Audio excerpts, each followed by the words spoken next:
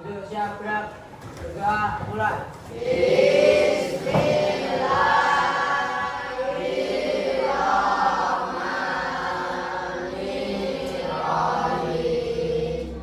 Sudah selesai. Di pertemuan ketiga kali ini kita masih membahas tentang menghadirkan salat dan zikir dalam kehidupan sehari-hari. Kita nanti akan praktek untuk sholat, itu ya. Hari ini adakah yang tidak hadir? Fajar. Fajar, kenapa Mas Fajar? Sakit? Ya, oh ya, semoga lekas sembuh ya. Nah, untuk kegiatan selanjutnya, siapa yang mau membacakan? Saya Bu. Oke, Mas Fadil, silakan yang keras Mas Fadil. Tujuan pembelajaran yang diharapkan pada peserta didik setelah mengetahui pembelajaran adalah A. Peserta didik mampu mempraktikkan sholat fardu sesuai dengan ketentuan syariat Islam sesuai dengan gerakan dan bacaannya. B. Peserta didik mampu menerapkan zikir dalam kehidupan sehari-hari. Kalau kamu masih ingat makna salat, salat itu kemarin adalah suatu gerakan. Ya toh, ada gerakannya enggak? Ada gerakan yang dimulai dari ini. Niat diakhiri dengan salam dengan ketentuan syarat dan rukunnya. Kalau memenuhi syarat dan rukun maka sholatnya akan sah. Kemarin kita sudah membahas dari problem ya, dari masalah yang ada ya. Kok itu ada orang gila tapi sholat? Kira-kira ketika kamu melihat gambar yang kemarin itu sah atau tidak? Tidak. Karena apa? Tidak berakal, itu syaratnya itu tidak berakal, menjadi tidak sah. Pakaiannya kotor, najis, itu toh? Dan tidak suci. Jadi bisa dipahami bahwa makna salat dan zikir itu harus sesuai dengan ketentuan dan syarat dan rukun. Lanjut, Bu Tati akan menyampaikan beberapa langkah pembelajaran pada pagi hari ini. Yang pertama nanti pembagian kelompok sesuai kemarin. Kemarin itu kan kita sudah tes diagnostik, betul? Nah, dari hasil tes diagnostik kita nanti dibagi kelompok ini kemarin kan sudah sesuai. Setelah itu, informasi itu nanti kamu tentukan ketuanya siapa dari kelompokmu. Kamu bagi sendiri, gitu? Kamu bagi sendiri, tentukan ketuanya siapa dan ketuanya siap untuk membagi tugasnya untuk mencari informasi dan belajar bersama. Pengolahan dari informasi itu apa? Dikumpulkan informasi, diurutkan dari awal sampai akhir. Nanti kamu praktekkan sesuai apa yang kamu ketahui. Setelah sudah kamu praktekkan berulang-ulang secara kompak dengan kelompokmu, nanti kamu akan mempresentasikan bersama kelompokmu. Setelah itu nanti ada refleksi dan lain sebagainya. Di dalam mencari informasi itu ada penilaiannya. Penilaiannya meliputi skor 6 itu semua gerakan, semua pencarian aktif dalam mencari itu poinnya 6. Gerakan sholat dan serta bacaannya dengan sangat baik itu poinnya 6. Tapi kalau kamu hanya hafal sampai Fatihah atau ketinggalan salah satu rukunnya, bacaannya terutama itu nanti poinnya 5 atau 4. Nanti kalau kamu kurang sedikit poinnya 2 atau malah beradol-beradol gerakan dan bacaannya agak kesulitan, nanti bisa poinnya menjadi 1. Maka temannya harus saling mengingat dan memberitahu nak salah yang mana,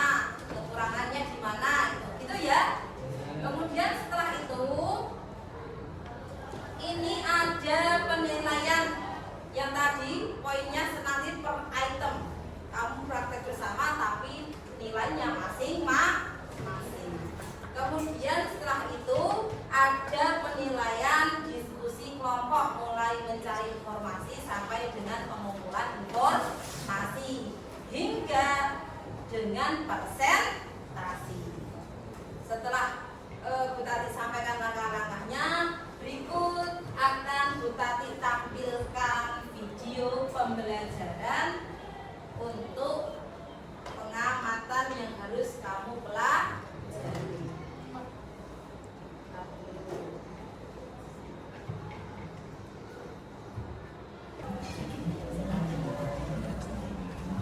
Mari kita simak penjelasan berikut ini.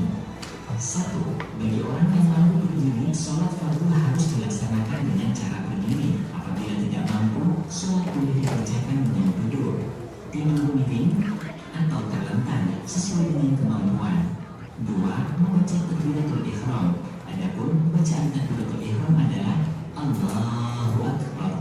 3. Pada saat murid membaca takbiratul ihram, hati orang yang sholat wajib berniat dengan minimal rangkaian kalimat semisal usolli fardhu zuhri. Artinya, saya niat melaksanakan sholat fardhu zuhur.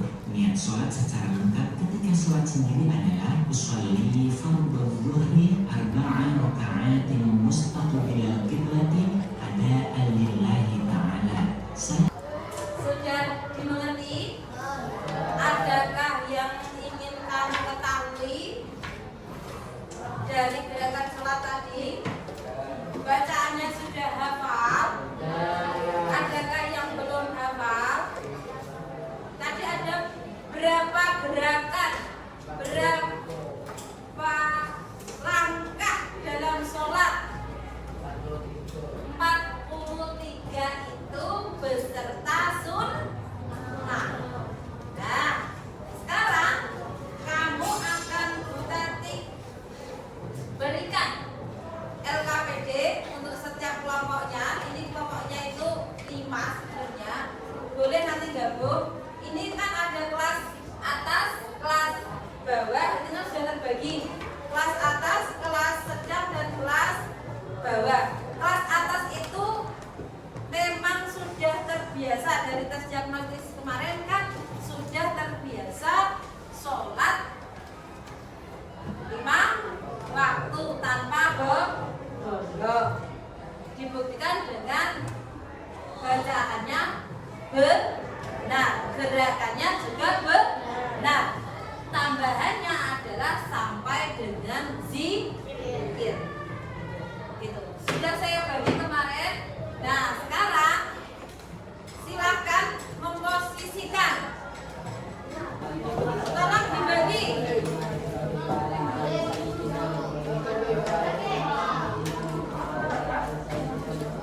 Semua mengerjakan di kertas masing-masing, kemudian nanti dijadikan satu.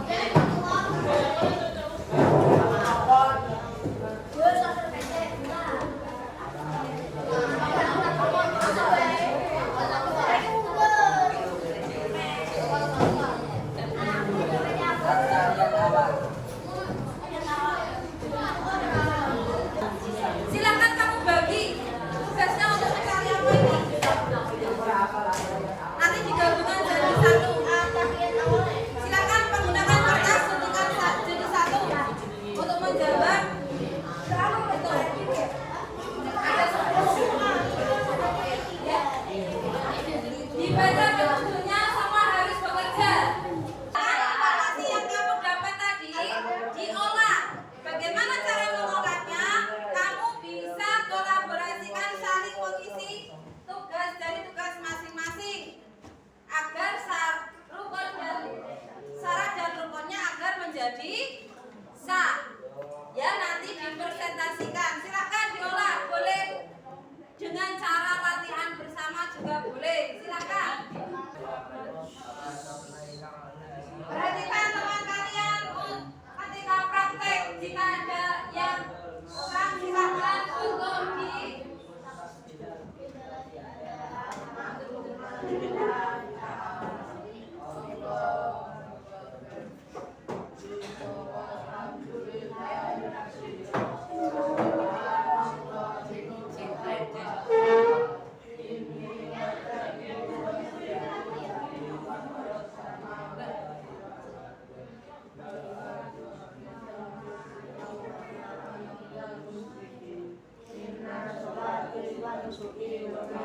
Ya, Bapak.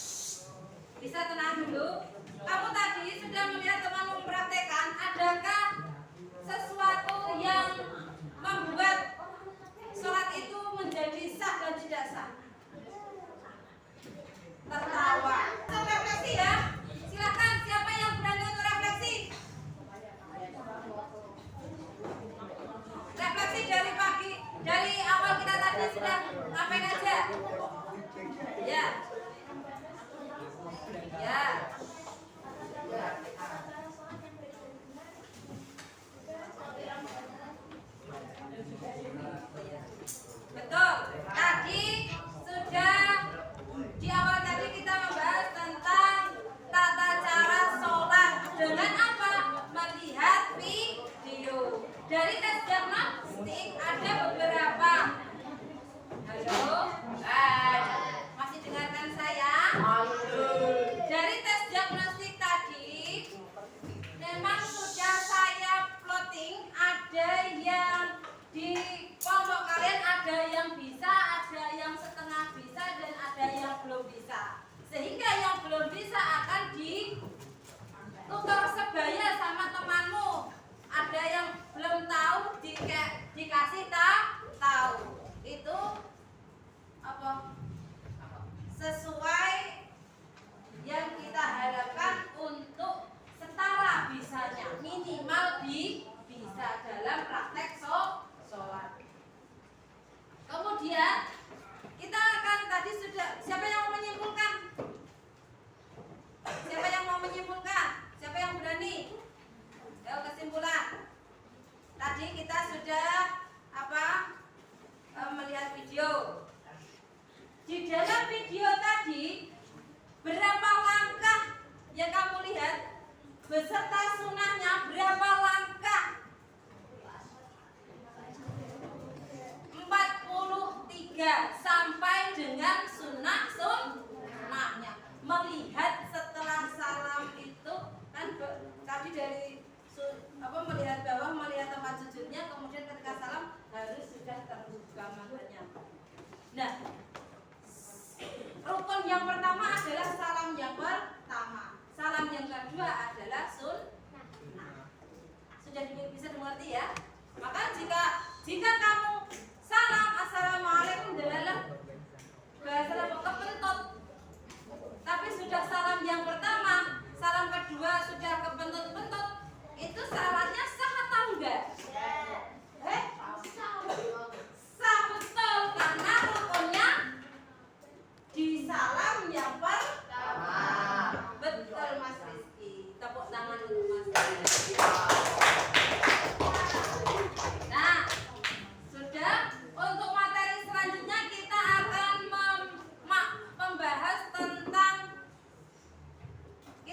membahas tentang pentingnya mencari ilmu. Wajib mencari ilmu. Nah, jangan lupa dicari ayatnya Al-Anbiya ayat 21 dan Al-A'raf ayat 7. Silahkan kamu buka, kamu pelajari untuk minggu depan. Gitu ya? Ya, silahkan Mas Fadil untuk menutup doanya. Kita silakan. Sudah mulai.